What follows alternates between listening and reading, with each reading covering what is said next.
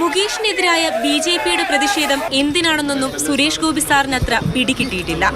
നിങ്ങൾ മനസ്സിലാക്കേണ്ടത്, ഞാൻ അമ്മയിൽ എപ്പോഴുണ്ട്. അമ്മയിൽ നിങ്ങളിത് പോയി ചോദിക്കുക, അല്ലെങ്കിൽ അമ്മയിൽ നിന്ന് ഞാൻ ഇറങ്ങി വരുമ്പോൾ എന്നോട് ചോദിക്കുക. ഞാനിതൊരു നിങ്ങൾക്ക് ഇതിൻ്റെ വിശുദ്ധി അറിയില്ലേ? ഞാൻ അവിടെ നിന്നാണ് ഇറങ്ങി വന്നിരിക്കുന്നത്. ഇതിനെ റിലേറ്റ് ചെയ്ത് എന്തെങ്കിലും നിങ്ങൾക്കറിയാനുണ്ടോ? ചോദിക്കൂ. എല്ലാം മാധ്യമങ്ങളുടെ തെറ്റാണ്.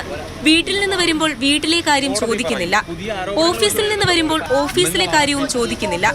അങ്ങനെ പോകുന്നു സിനിമാക്കാരനായ ഒരു BJP MPയുടെ രോദനം.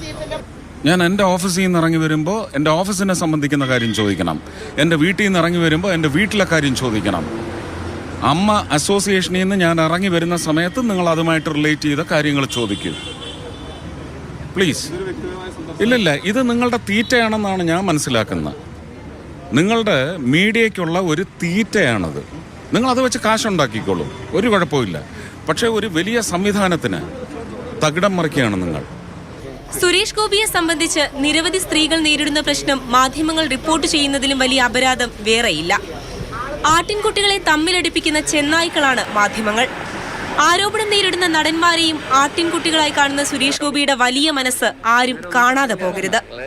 നിങ്ങളിത് ആടിനെ തമ്മി തല്ലിച്ചിട്ട് ചോര കൂടി മാത്രമല്ല, നിങ്ങളൊരു സമൂഹത്തിന്റെ മാനസികാവസ്ഥയെ നിങ്ങൾ വഴിതെറ്റിച്ചു വിടുകയാണ്.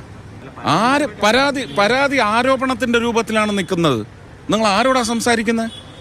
നിങ്ങൾ ജനങ്ങളോട് എന്താണ് പറയുന്നത്? നിങ്ങൾ കോടതിയാണോ? അതേസമയം സുരേഷ് ഗോപിയെ തള്ളുകയാണ് കെ സുരേന്ദ്രൻ. മാതൃഭൂമി ന്യൂസ്, പാലക്കാട്.